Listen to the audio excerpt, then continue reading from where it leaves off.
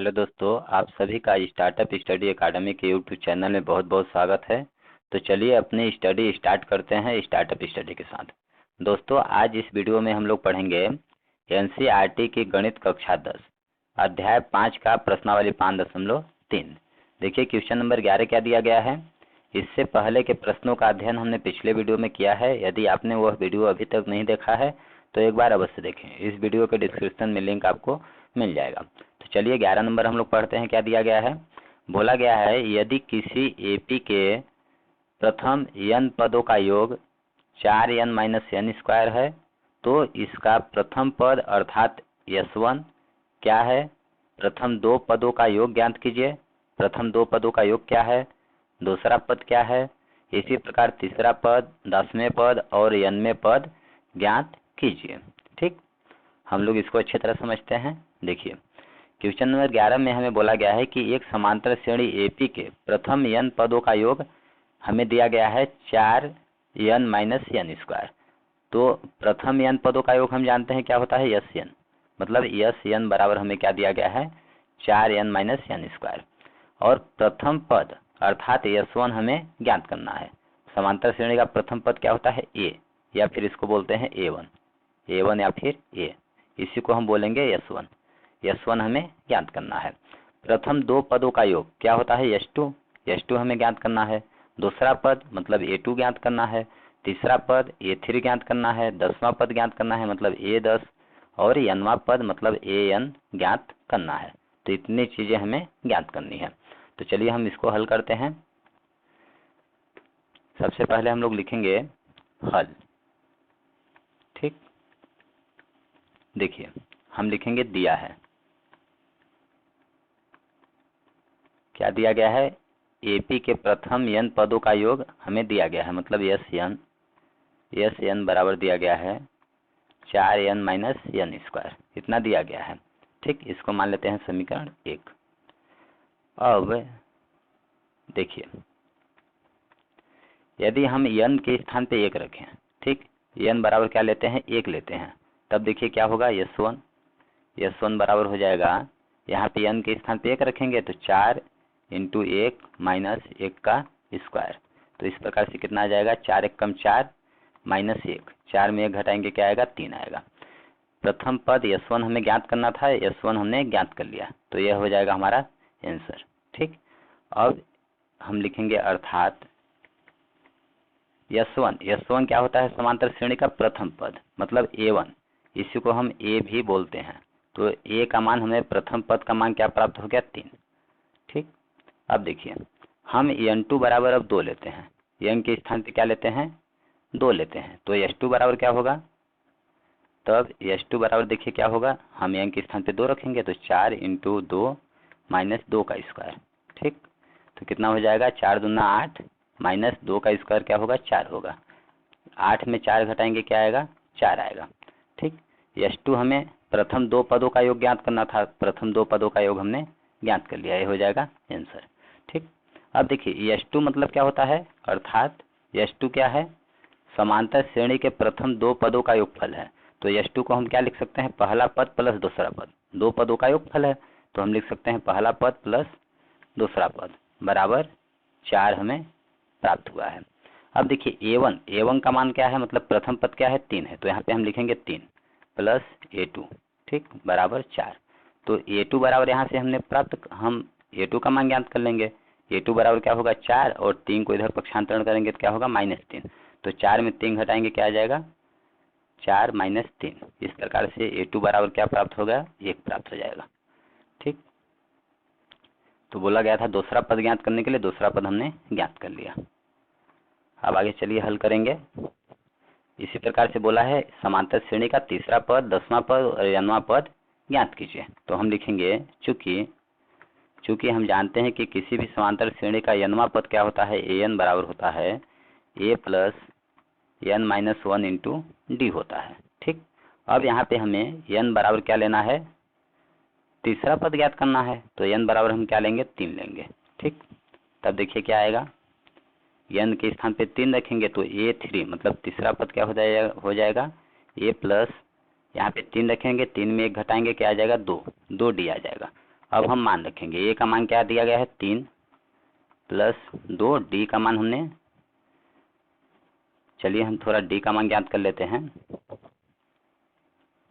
देखिए डी बराबर क्या होता है A2 - A1, दूसरे पद में से पहले पद को हम माइनस करते हैं, ठीक, A2 - A1 हो जाएगा। तो इस प्रकार से आ जाएगा 3 + 2 और A2 का मान क्या है 1 है, माइनस A1 का मान क्या दिया गया है, A1 का मान 3। तो इस प्रकार से कितना हो जाएगा 3 + 2 इंटू 1 में 3 घटाएंगे -2 आएगा। तो कितना हो जाएगा 3 प्लस माइनस क्या हो जाएगा माइनस हो जाएगा, 2 दूना 4। अब 3 में 4 घटाएंगे क्या आ जाएगा -1 आ जाएगा। तो इस तरह से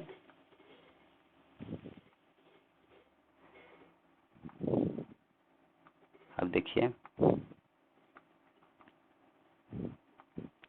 इस प्रकार से A3 समांतर श्रेणी का तीसरा पद का मान क्या आ गया -1, ये हो जाएगा हमारा आंसर। ठीक, अब आगे हल करते हैं। ज्ञात करना है 10वां पद ज्ञात करना है। ठीक, तो यहाँ पर हम क्या करेंगे, इसको हम दूसरा मान लेंगे। अब यहाँ पर n बराबर क्या लेंगे 10 लेंगे, n बराबर 10 लेंगे। ठीक, तब देखिए क्या होगा A10 बराबर हो जाएगा A plus n-1 into D, n-1, n के जगह पर 10 रखेंगे, 10 में 1 घटाएंगे क्या होगा 9 होगा, 9 डी हो जाएगा। अब इसका मान रखेंगे, A का मान क्या दिया गया है 3 + 9 और D का मान हमने क्या ज्ञात किया है, देखिए यहाँ पे A2 - A1, ये 1 - 3, तो इसका मान क्या है -2, तो यहाँ पे लिखेंगे -2। इस प्रकार से हो जाएगा 3, अब कोष्टक खुलेगा तो गुणा होगा, प्लस माइनस का गुणा माइनस, 9 दूना 18, 3 में 18 घटाएंगे क्या आएगा -15 आएगा। तो A10 का मान हमने ज्ञात कर लिया, ये हो जाएगा आंसर। अब आगे क्या बोला गया है कि n वां पद ज्ञात कीजिए, an हम लिख देंगे। अब an बराबर क्या होगा A plus n-1 into D होता है, हमें पता है। अब चलिए इसका मान रखेंगे हम, A का मान 3 दिया गया है, प्लस n का n ही रहेगा n-1 और D का मान क्या है -2 है। अब इसको हम हल करेंगे तो देखिए क्या हो जाएगा 3। अब -2 का गुणा इन दोनों में बारी बारी से होगा, तो -2 का गुणा हम n में करेंगे। ठीक, -2 का गुणा n में करेंगे तो -2n होगा, -2 का गुणा -1 में करेंगे तो माइनस माइनस प्लस हो गया, 2 एकम 2 हो जाएगा। अब यहाँ से कोष्टक खोलेंगे तो क्या हो जाएगा 3 प्लस माइनस क्या हो जाएगा माइनस, ठीक, प्लस माइनस माइनस हो जाएगा -2n प्लस माइनस प्लस क्या होगा प्लस होगा, +2 हो जाएगा। अब इस प्रकार से -2n लिख देंगे हम, 3 2 कितना हो जाएगा 5 हो जाएगा। तो ये हो जाएगा हमारा समांतर श्रेणी का n वां पद, ये हो जाएगा आंसर। ठीक, अतः आपको लिख देना है, आप लिखेंगे अतः लिखना चाहते हैं तो आप लिख सकते हैं अतः समांतर श्रेणी का प्रथम पद A1 बराबर 3, प्रथम दो पदों का योग S2 बराबर 4, दूसरा पद A2 बराबर 1, इसी प्रकार से तीसरा पद -1, 10वां पद -15 तथा n वां पद -2n + 5 है, ये हो जाएगा आंसर। ठीक, अब चलिए अगला क्वेश्चन देखते हैं क्या दिया गया है। आइए अब हम क्वेश्चन नंबर 12 पढ़ेंगे, क्या दिया गया है। देखिए 12 नंबर दिया गया है, ऐसे प्रथम 40 धन पूर्णांकों का योग ज्ञात कीजिए जो 6 से विभाज्य हो। मतलब 6 से विभाज्य होने वाले प्रथम 40 धन पूर्णांकों का योगफल हमें ज्ञात करना है। ठीक, तो चलिए हम लोग हल करते हैं। हम लिखेंगे हल। ठीक, सबसे पहले हम लिखेंगे कि 6 से विभाज्य होने वाले धन पूर्णांक, ठीक, 6 से विभाज्य होने वाले धन पूर्णांक हैं। देखिए 6 से विभाज्य होने वाले धन पूर्णांक क्या हैं, धनात्मक संख्या लेनी है जो 6 से विभाजित होती हो। तो क्या हो जाएगा 6 एकम 6, 6 दूना 12, 6 त्रिक 18, 6 चौको 24, इसी प्रकार से डाट डाट कहाँ तक लेना है 40 पदों तक, 40 धन पूर्णांक लेने हैं। ठीक ना, तो हम लिख देंगे 40 पदों तक, 40 पदों तक। ठीक,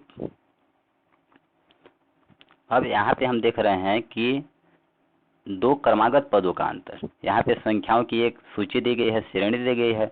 अब यहाँ पे देख रहे हैं कि दो क्रमागत पदों का अंतर क्या है, समान है, मतलब कि एक निश्चित संख्या जोड़ने पर अगला पद हमें प्राप्त हो रहा है। जैसे 6 में 6 जोड़ेंगे तो 12 प्राप्त होगा, 12 में 6 जोड़ेंगे तो 18 प्राप्त होगा।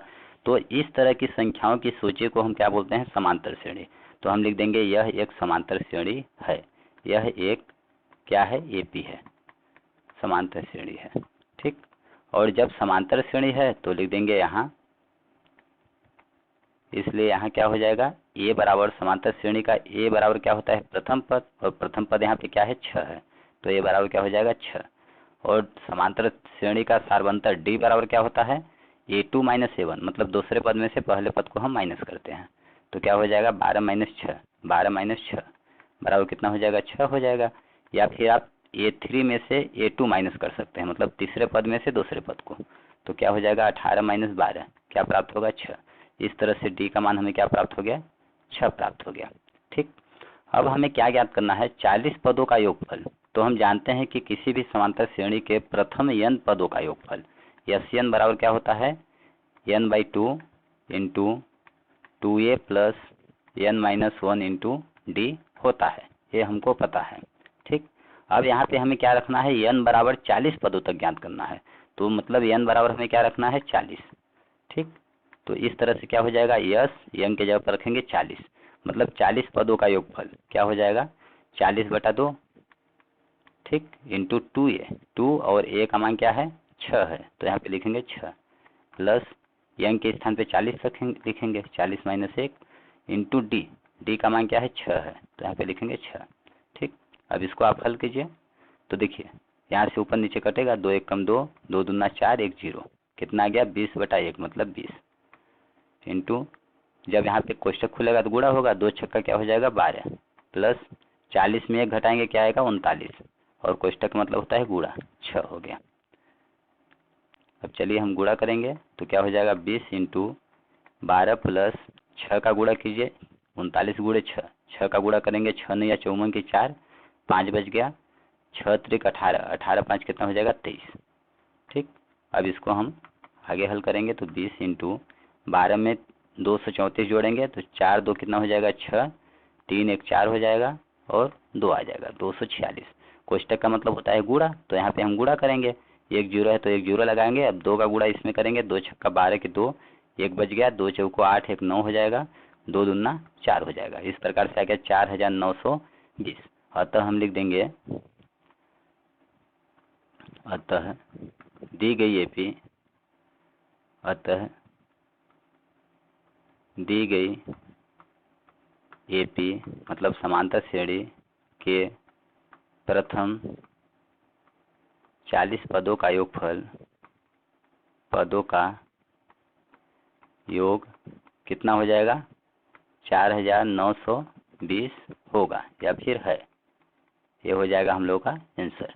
आप इस प्रकार से भी लिख सकते हैं कि अतः प्रथम 40 धन पूर्णांकों का योग जो कि 6 से विभाज्य है 4920 होगा, ये हो गया आंसर। अब चलिए अगला नंबर देखते हैं क्या दिया गया है। अब अगला हम लोग पढ़ेंगे क्वेश्चन नंबर 13 दिया गया है, 8 के प्रथम 15 गुणजों का योग ज्ञात कीजिए। मतलब कि 8 के प्रथम 15 गुणजों, गुणज का मतलब हो क्या होता है, मल्टीपल, मल्टीपल अर्थात पहाड़ा। तो 8 के पहाड़ा, ठीक, हमें लिखने हैं, और 15 गुणजों का, प्रथम 15 गुणजों का योग भी हमें ज्ञात करना है। तो चलिए हम लोग हल करते हैं। सबसे पहले लिखेंगे हम हल। ठीक, क्या बोला गया है, 8 के प्रथम गुणज, तो हम 8 के गुणज लिखेंगे, 8 के गुणज, गुणज का मतलब होता है मल्टीपल, मतलब पहाड़ा, तो 8 के गुणज हैं। ठीक, क्या हो जाएंगे, देखिए 8 1 कम 8, 8 दूना 16, 8 त्रिक 24, 8 चौक 32, इसी प्रकार से डाट डाट। ठीक, कहाँ तक, 15 गुणजों तक हमें लिखना है। जैसे एक गुणज 8 हो गया, दूसरा 16 हो गया, तीसरा 24 हो गया, पांचवा 32 हो गया, इसी प्रकार से 15 तक। तो चलिए हम यहाँ पे देखते हैं, हम लिखेंगे यहाँ, सबसे पहले हम लिखेंगे कि यहाँ पे देखिए 8 के बाद 16 आ रहा है, तो ये जो संख्याओं की सूची दी गई है यहाँ पे एक निश्चित संख्या जोड़ने पर अगला पद हमें प्राप्त हो रहा है। जैसे 8 में 8 जोड़ेंगे 16 मिलेगा, 16 में 8 जोड़ेंगे तो 24 प्राप्त होगा। तो ऐसी संख्याओं की सूची को, ऐसी श्रेणी को हम क्या बोलते हैं? समांतर श्रेणी बोलते हैं। तो लिख देंगे यह एक एपी है, यह एक क्या है? समांतर श्रेणी, मतलब एपी है। ठीक, अब एपी है तो यहाँ क्या हो जाएगा? यहाँ लिख देंगे, यहाँ समांतर श्रेणी का प्रथम पद ए बराबर क्या होगा? देखिए पहला पद ही प्रथम पद होता है, तो ए बराबर क्या है? 8। अब डी बराबर क्या हो जाएगा? A2 - A1। हम दूसरे पद में से पहले पद को घटाते हैं तो क्या हो जाएगा? 16 - 8। 16 में 8 घटाएंगे 8 आएगा। या फिर इसी प्रकार से आप तीसरा पद में से दूसरा पद घटा सकते हैं। 24 - 16, 24 में 16 घटाएंगे तो 8 आएगा। तो इस प्रकार से 8 डी का मान हमें प्राप्त हो गया।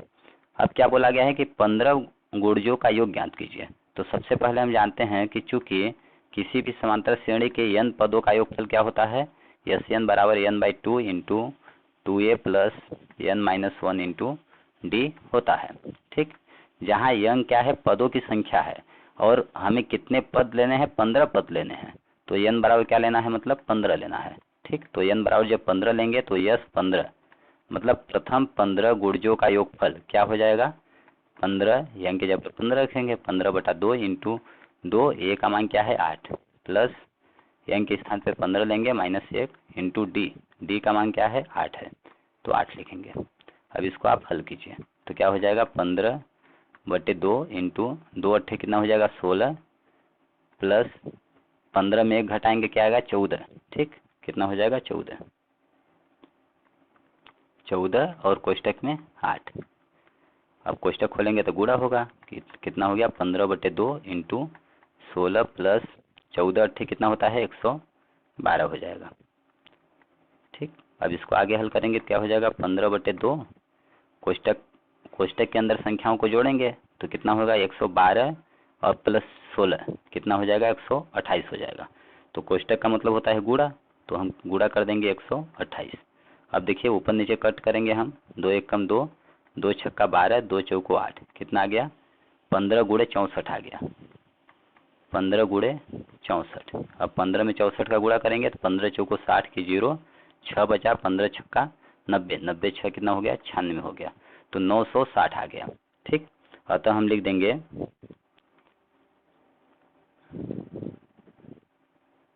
अतः क्या बोला गया है कि 8 के प्रथम 15 गुणजों का योग ज्ञात कीजिए। तो हम लिख देंगे अतः 8 के प्रथम 15 गुणजों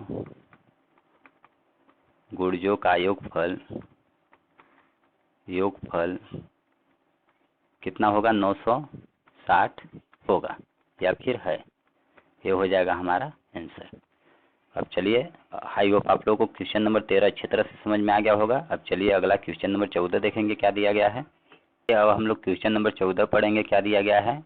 बोला गया है 0 और 50 के बीच की विषम संख्याओं का योग ज्ञात कीजिए। 0 और 50 के बीच जितनी भी विषम संख्याएं दी गई हैं उनका हमें योगफल ज्ञात करना है। तो चलिए हम लोग हल करेंगे। हम लिखेंगे हल। ठीक, क्या बोला गया है? 0 और 50 के बीच की विषम संख्याएं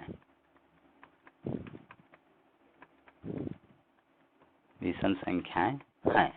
तो चलिए हम लिखते हैं 0 और 50 के बीच विषम संख्याएं कितनी हैं? क्या क्या हो जाएगा? जैसे 1, ठीक, 3, 5, 7, इसी प्रकार से डॉट डॉट। 50 से पहले क्या होगा? 49। 49 भी क्या है? एक विषम संख्या है। विषम संख्या क्या होती है? जो 2 से विभाजित न हो, मतलब 2 के पहाड़ा में ना आए। तो देखिए 1, 3, 5, 7, 9, 11, 13 इसी प्रकार से 49 तक। 50 से पहले क्या आएगा? 49। ये सभी संख्याएं क्या हैं? विषम संख्याएं हैं। तो यहाँ पे हम देख रहे हैं, हम लिख देंगे यहाँ पे ये जो श्रेणी हमें संख्याओं की सूची प्राप्त हुई है, यह एक निश्चित संख्या जोड़ने पर हमें अगला पद प्राप्त हो रहा है। जैसे 1 में 2 जोड़ेंगे तो 3 आएगा, 3 में 2 जोड़ेंगे तो 5 आएगा, 5 में 2 जोड़ेंगे तो 7 आएगा, इसी प्रकार से आगे। तो जब ऐसी संख्याओं की सूची दी रहेगी तो हम इसे क्या बोलते हैं? एपी। ऐसी श्रेणी को समांतर श्रेणी कहते हैं। तो लिख देंगे यह एक एपी है, मतलब समांतर श्रेणी है। ठीक, जब ये समांतर श्रेणी है तो लिख देंगे यहाँ, फिर क्या होगा, यहाँ समांतर श्रेणी का प्रथम पद ए बराबर क्या होता है, पहला पद ही प्रथम पद होता है, तो ए बराबर क्या हो जाएगा 1। ठीक, और समांतर श्रेणी का सार्वअंतर डी बराबर क्या होता है, दूसरे पद में से पहले पद को हम माइनस करेंगे। ठीक, तो क्या हो जाएगा 3 - 1 कितना आ जाएगा, 2 आ जाएगा। या फिर आप तीसरे पद में से दूसरे पद को माइनस कर सकते हैं, 5 - 3 तो भी क्या आएगा, 2 आएगा। तो इस तरह से डी का मान हमने 2 प्राप्त कर लिया है। अब यहाँ पे हम जानते हैं कि चूंकि समांतर श्रेणी का nवां पद an बराबर होता है, सबसे पहले हम लिखेंगे, देखिए, तथा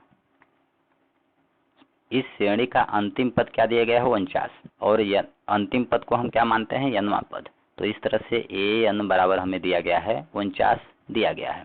ठीक, अब an बराबर अर्थात क्या होगा, देखिए समांतर श्रेणी का nवां पद an बराबर होता है a + n - 1 इंटू डी होता है, और इसका मतलब इसके स्थान पे हम इतना लिख सकते हैं, बराबर क्या हो 49, तो 49 लिखेंगे। अब चलिए हम मान रखेंगे a का मान कितना दिया गया है 1 + n - 1 और d का मान क्या है 2 है, तो लिखेंगे 2 बराबर 49।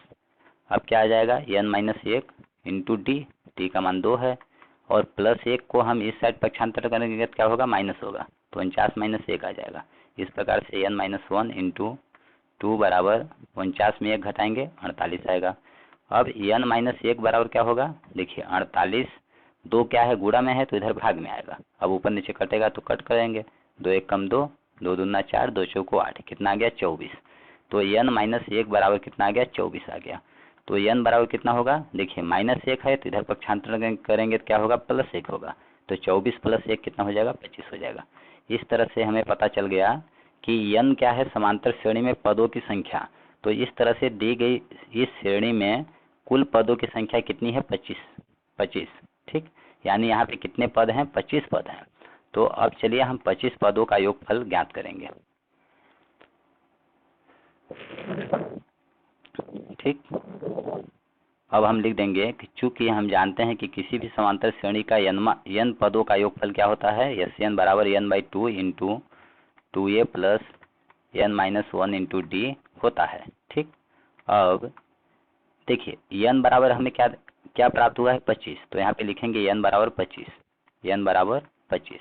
ठीक, इसका मतलब यस 25, मतलब क्या हुआ कि 25 पदों का योगफल कितना होगा, 25/2 इंटू 2, ए का मान क्या है 1 प्लस n का मान क्या है 25 - 1 इंटू डी का मान क्या है 2 है। ठीक, अब इसको हल करेंगे हम तो कितना हो जाएगा 25/2 इंटू 2 1 कम 2 प्लस 24 में 1 घटाएंगे, 25 में 1 घटाएंगे क्या होगा 24, 24 गुणे 2। ठीक, अब आगे हल करेंगे तो क्या हो जाएगा 25/2 इंटू 2 प्लस 24 दूना 48 हो जाएगा। अब क्या हो जाएगा 25/2 इंटू कोष्टक में कितना, कोष्टक के अंदर की संख्याओं को हल करेंगे तो 48 + 2 कितना हो जाएगा 50 हो जाएगा। अब देखिए कोष्टक का मतलब होता है गुणा, तो क्या हो जाएगा 25/2 गुणे 50। अब 2 से कट करेंगे, 2 1 कम 2, 25 दूना 50 होता है, तो कितना आ गया 25 गुणे 25, 25 गुणे 25, 25 में 25 का गुणा करेंगे कितना आएगा 625 आएगा। 25 का वर्ग 625 होता है, या फिर आप गुणा करके चेक कर सकते हैं। तो देखिए यह 25 मतलब प्रथम 25 पदों का योगफल हमें क्या प्राप्त हो गया 625। इसका मतलब प्रथम 25 पद क्या हैं, 0 और 50 के बीच की विषम संख्या है, तो हम लिख देंगे अतः 0 और 50 के बीच की विषम संख्याओं का योगफल 625 होगा। अतः 0 और 50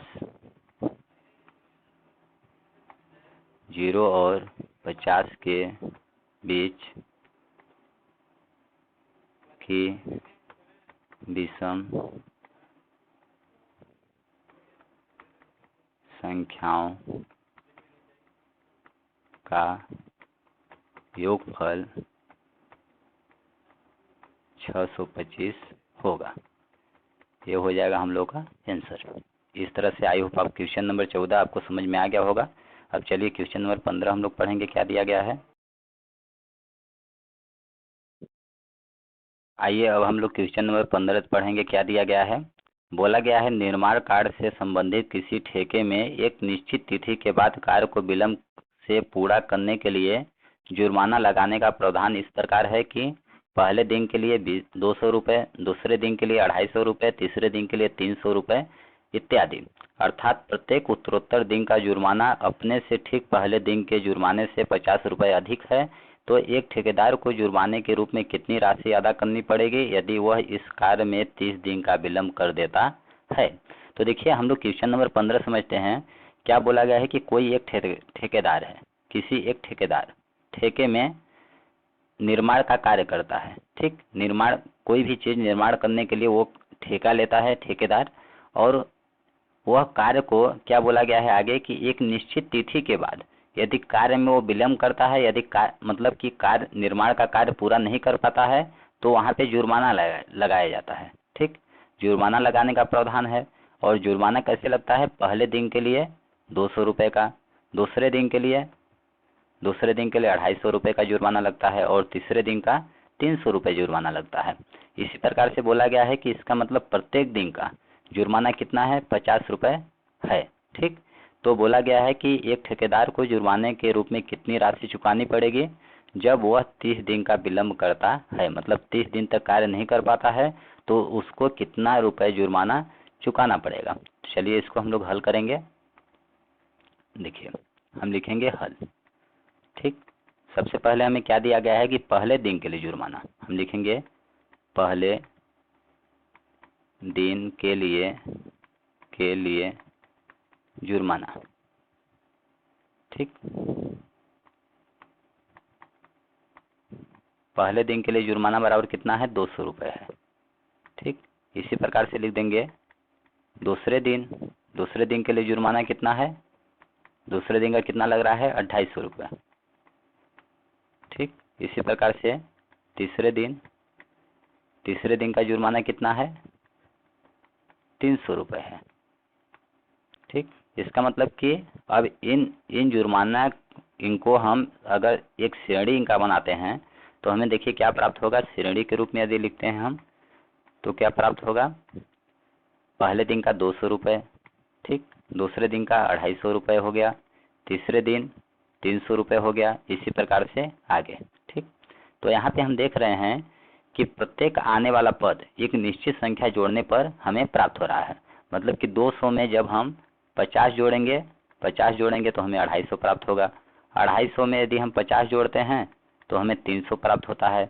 अर्थात आगे आने वाली संख्याएं 50 जोड़ने पर प्राप्त होती हैं। तो जब ऐसी संख्याओं की श्रेणी दी गई हो तो इसे हम क्या बोलते हैं, समांतर श्रेणी। तो इस प्रकार से लिख देंगे कि यह एक समांतर श्रेणी है, यह एक एपी है, मतलब कि समांतर श्रेणी है।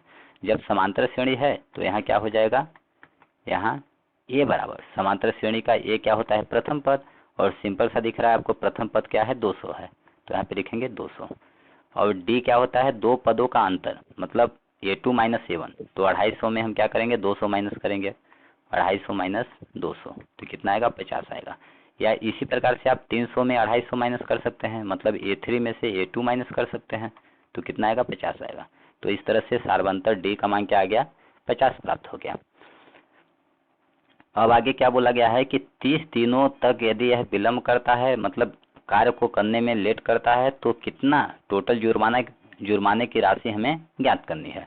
तो हम लिखेंगे सबसे पहले कि चूंकि हम जानते हैं कि किसी भी समांतर श्रेणी के प्रथम n पदों का योगफल SN बराबर होता है n/2 into 2a plus n-1 into D. ठीक, और हमें कितने पदों तक ज्ञात करना है, इस तरह से पहले दिन के लिए 200 हो गया, दूसरे दिन के लिए 250, तीसरे दिन के लिए 300, इसी तरह से चौथे दिन, पांचवें दिन और 30 दिनों तक हमें कहाँ तक ज्ञात करना है, 30 दिनों तक। ठीक, 30 दिनों तक का हमें जुर्माना ज्ञात करना है। तो अर्थात n बराबर हमें क्या लिखना है, 30। ठीक, तो इस प्रकार से हो जाएगा यस 30 बराबर हो जाएगा 30/2 इंटू 2, ए का मान क्या है, 200, तो 200 लिखेंगे, प्लस n के स्थान पे 30 माइनस 1, इंटू डी का मान क्या है 50 है, तो 50 लिखेंगे। अब इसको आगे हम लोग हल करेंगे। इस प्रकार से क्या हो जाएगा, यस 30 बराबर हो जाएगा 30/2, तो 2 एक कम 2, 15 दूना 30, ऊपर नीचे कट जाएगा, कट करेंगे हम तो कितना आ जाएगा 15/1 मतलब 15, 15 इंटू कोष्टक के अंदर 2 गुणे 200 है तो कितना हो जाएगा 400 हो जाएगा, प्लस 30 में 1 घटाएंगे क्या होगा 29, तो कितना हो जाएगा 29 गुणे 50। अब इसको हल करेंगे हम लोग तो क्या हो जाएगा 15 इंटू 400 प्लस 1 जीरो है तो 1 जीरो, 5 का गुणा इसमें करेंगे, 5 में 45 की 5, 4 बचा, 5 दूना 10, 4 14, इतना आ गया। अब क्या करेंगे 15 कोष्टक के अंदर हल करेंगे, 400 प्लस 1450 तो कितना हो जाएगा 14 4 1850 आ जाएगा। ठीक, आपको जोड़ लेना है। अब इसका गुणा करेंगे 15 में, तो 1 जीरो है तो 1 जीरो, 15 पंच पचे 75 की 5, 7 बच गया, 15 अट्ठे 120, 120 7 127 हो जाएगा, 12 बच गया, 15 कम 15 12 27 हो जाएगा। तो इस प्रकार से कितना आ जाएगा 27,750। तो हम लिख देंगे अतः प्रथम 30 दिन तक विलम्ब करता है तो जुर्माना कितना लगेगा 27,750 हमने ज्ञात कर लिया है। तो अतः हम लिख देंगे अतः 30 दिन के लिए जुर्माना बराबर कितना होगा 27,750 रुपये। ये हो जाएगा हम लोग का आंसर। तो इस तरह से बच्चों आई होप क्वेश्चन नंबर 11, 12, 13, 14, 15 का विस्तृत में हमने अध्ययन कर लिया है। आई होप आप लोगों को सभी क्वेश्चन अच्छी तरह से समझ में आ गए होंगे। यदि आपको किसी भी टॉपिक में कोई कन्फ्यूजन है, कोई डाउट है तो कमेंट बॉक्स में लिखकर हमें अवश्य बताएं, हम आपके प्रश्नों का रिप्लाई अवश्य देंगे। अब इसके आगे के प्रश्नों का अध्ययन नेक्स्ट वीडियो में करेंगे। तब तक के लिए धन्यवाद दोस्तों। जय हिंद, जय भारत।